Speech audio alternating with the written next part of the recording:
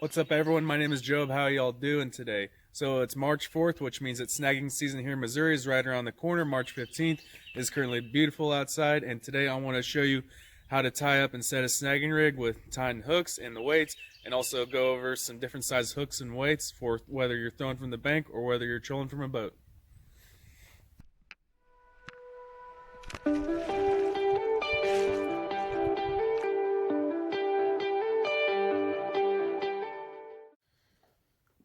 Alright, so here's what the method where I use to tie it on. It's pretty simple, and you can do it with normal green dot, or if you use what I do, this Power Pro kind of stuff here works out pretty good. Alright, so what I like to do is tie the weight on first, so that way if you have to rig up on a windy day, it's just easier. So pull out some line, and then just make a double loop. 1, 2, pull that down, run your loop through the eye of your weight, and you're tied on now.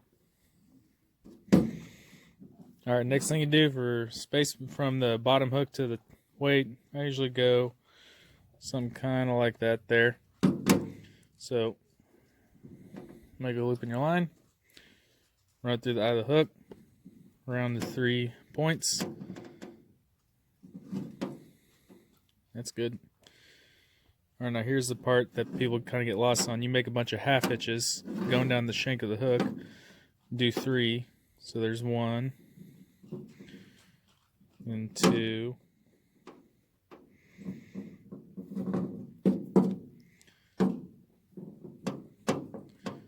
3.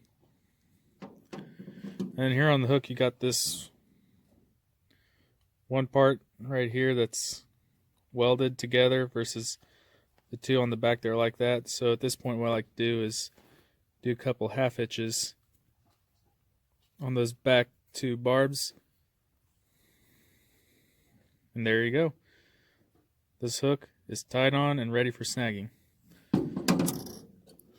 Spacing from the weight to the other hook, I like to do about the same distance usually. It's better to have them a little further apart than closer together, and just repeat the process. Loop it through the eye of the hook.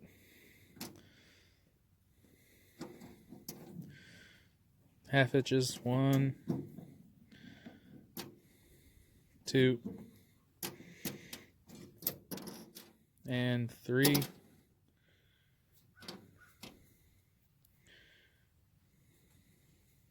And then make the 2 final half hitches around those back 2 barbs. And there you go. You are now ready for snagging. You can use 3 hooks if you want to, but I only do that for trolling, and even by normally actually just stick with 2 hooks even if I am trolling, because if I get caught up on something, I run a risk of losing my 3 hooks and my weight, so I just usually stick with 2. And once again, you can use this tie this on using this Power Pro type braid or normal green dot that a lot of snaggers like to use, and that's that.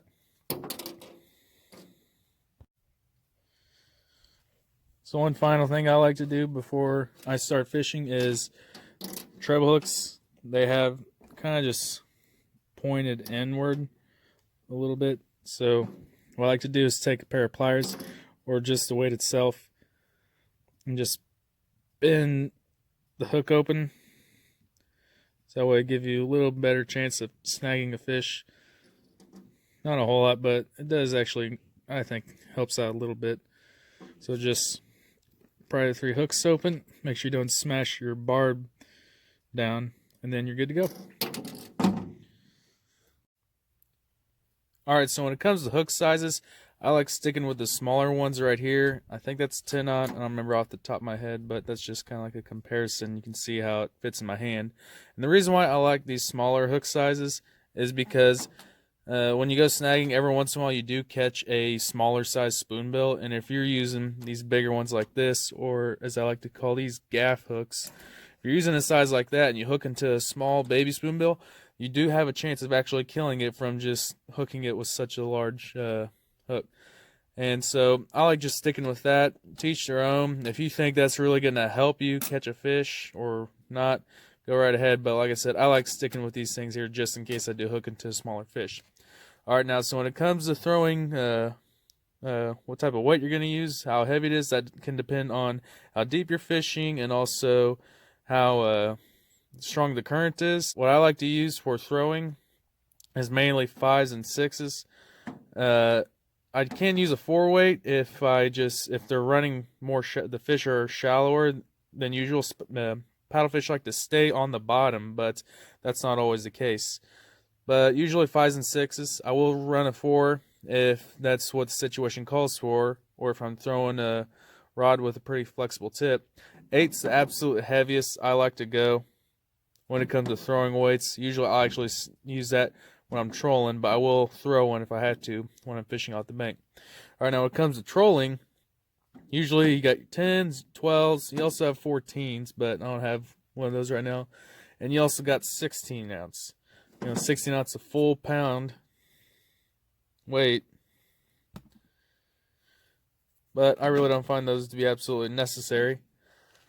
I mean, I'll use those when I have to, but usually like a 12 or a 14 is all you really need. A 16 is kind of sometimes just overkill. And so these are just used for trolling. These are my most common sizes, and these are what I like to use for throwing from the bank. As far as whether to throw from the bank or troll, either or, I like to usually throw from the bank to catch spoonbill. I just find it a lot more fun. But if I have to use a boat to get out to them, I will. Alright, so some people might be a little leery about throwing, deciding what size weight would be good for throwing from the bank with their size rod. And really that depends. If I'm throwing with my bigger rod here, I'm perfectly fine with using a 5 or heavier ounce weight, 5 to 8 ounce, because it's got a lot stiffer, the tip's a lot stiffer than, say, this rod over here, which I use both to catch spoonbill a lot, but this one, the tip just flexes over real easy. So with this right here, I like just using a 3 to 4 ounce weight. I don't really feel comfortable throwing a 6 or an 8 ounce weight. I feel like I'm going to break the rod off every time I throw out. So, but they're both perfectly good for catching spoonbill. But as far as what weight to use for your proper rod, the more flexible the tip is, the lighter weight you should use, because usually that flex actually also helps throw your rig out there even further, so you don't have to use a heavier weight when you're not using a rod like that. Alright, well, I hope this video helped you out on how to actually tie and also know how to set up a snagging rig and also know what size hook and weights you want to use. Snagging is a very fun form of fishing. Some people don't like eating the fish because of their taste, but it is a lot of fun when you actually find the hook into a spoonbill and let her fight. And so if you enjoyed the video, please like it. If you haven't subscribed, go ahead and do so. And always remember to live your best life.